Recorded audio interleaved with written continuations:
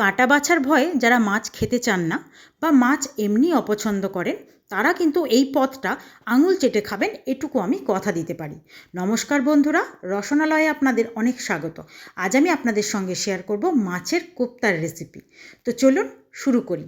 তার জন্য আমি এখানে রুই মাছ নিয়েছি, আর রুই মাছের গাদা পেটি দুরকম পিসই নিয়েছি।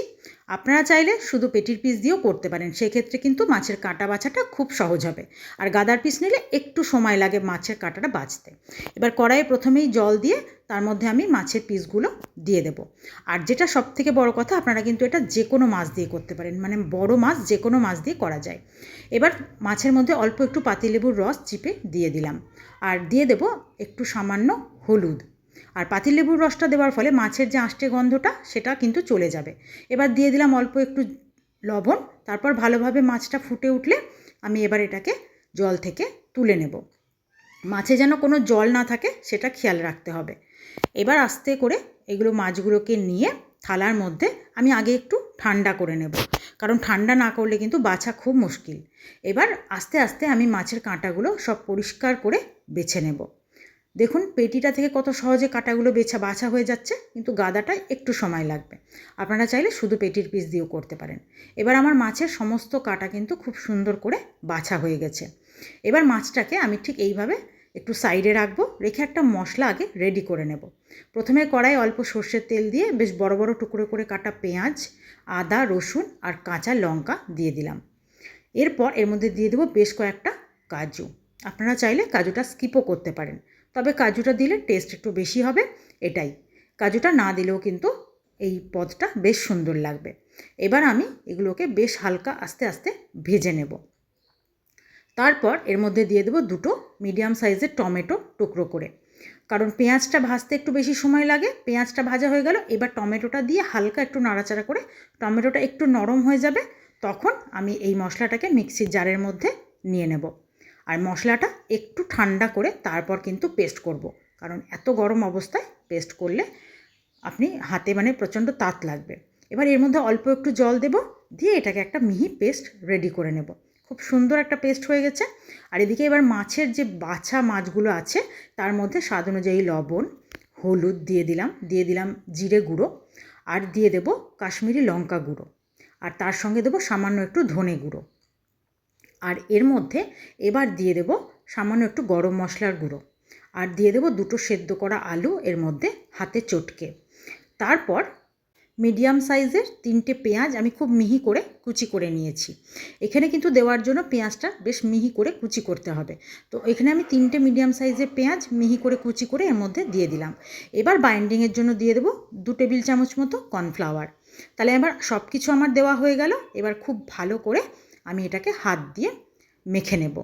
খুব ভালো করে মাখতে হবে, খেয়াল রাখতে হবে যেন আলুগুলোর মধ্যে কোনো গুটি বা দলা কিছু না থাকে, তাহলে কিন্তু সেটা মুখে পড়বে বা বড়াগুলো ভাজার সময় তখন অসুবিধে হবে।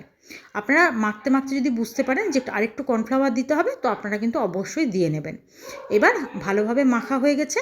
আমি এটাকে হাতে একটু সুন্দর করে পরিমাণ মতো নিয়ে আমি গোল গোল শেপ দিয়ে সুন্দর করে হাতে গোল করে কোপ্তাগুলো বানিয়ে নেব।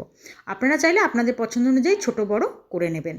আমি কোপ্তাগুলো ঠিক মিডিয়াম সাইজের বানিয়েছি, যেমন মানুষ খেয়ে দেখতে ভালো লাগবে বা খেতে ভালো লাগবে, ভাজাটাও সুন্দর হবে, ঠিক সেই মতন মিডিয়াম সাইজের করে কোপ্তাগুলোকে বানিয়ে নেব।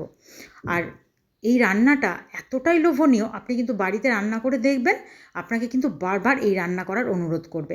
এবার সব কোপ্তাগুলো আমার রেডি হয়ে গেছে। কড়াইয়ে সর্ষের তেল গরম করে তার মধ্যে আমি কোপ্তাগুলো অল্প অল্প করে দিয়ে দেব। আর বেশ আস্তে আস্তে কম আঁচে কিন্তু ভাজতে হবে। দেখবেন যেন বেশি আঁচ না থাকে, তাহলে কিন্তু কোপ্তাগুলো ভেঙে যাবে। এবার আমি একটা ছোট্ট কাঁটা চামচ বা এমনি চামচ দিয়ে এগুলোকে আস্তে আস্তে উল্টাতে হবে। এখানে কিন্তু খুন্তির ব্যবহার করলে এগুলো ভেঙে যাওয়ার ভয় থাকবে, তাই আমি একটা ছোট্ট কাঁটা চামচ নিয়েছি। আস্তে আস্তে উল্টে বেশ লাল করে সুন্দর করে ভেজে নেব। আর কত সুন্দর লালচে রঙটা হয়েছে দেখুন, একদম সুন্দর করে ভাজা হয়ে গেছে। এটা কিন্তু খুব বেশি সময় লাগবে না ভাজতে, যেহেতু সব কিছুই সেদ্ধ, আলুটা সেদ্ধ, মাছটাও সেদ্ধ, ওই জন্য খুব বেশি সময় লাগবে না।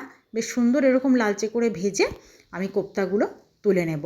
এগুলো কিন্তু খালি মুখে এরকম খেতেও খুব ভালো লাগবে। আপনারা যদি মনে করেন এরকম ভেজে সন্ধেবেলা একটু চায়ের সঙ্গে খাবেন, সেটাও কিন্তু বেশ ভালো লাগবে।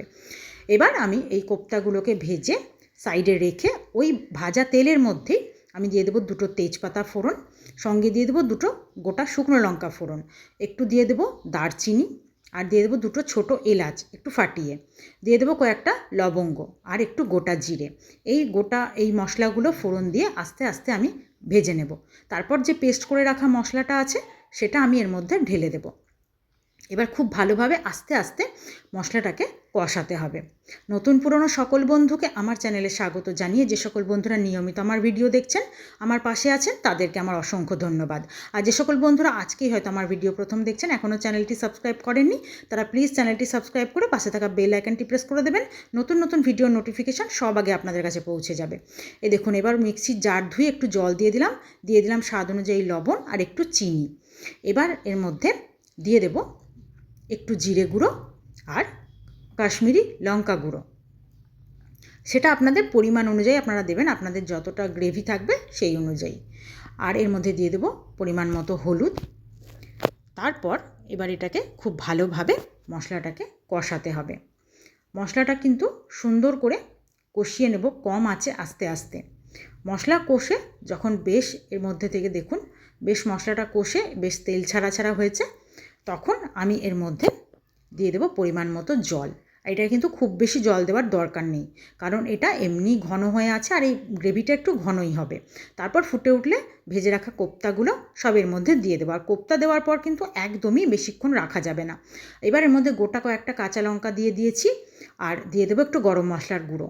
তারপর এটাকে একটু হালকা হাতে নাড়িয়ে ঢাকা দিয়ে রেস্টে রাখতে হবে, কারণ এটা একদমই কিন্তু বেশি ফোটানো যাবে না, তাহলে কোপ্তাগুলো কিন্তু সব ঝোলের মধ্যেই গলে যাবে। এবার আমি এটাকে পরিবেশনের জন্য নামিয়ে নেব। যে সকল বন্ধুরা ফেসবুক পেজ থেকে আমার ভিডিওটা দেখছেন তারা অবশ্যই পেজটা ফলো করে দেবেন। এরকম সুন্দর সুন্দর রান্নার রেসিপি কিন্তু আপনারা খুব সহজেই পেয়ে যাবেন। এবার আপনাদের আজকের আমার এই মাছের কোপ্তার রেসিপি কেমন লাগলো আপনারা কিন্তু আমাকে অবশ্যই জানাবেন। রেসিপিটা অবশ্যই ট্রাই করবেন। আজকের ভিডিও এই পর্যন্তই, ধন্যবাদ।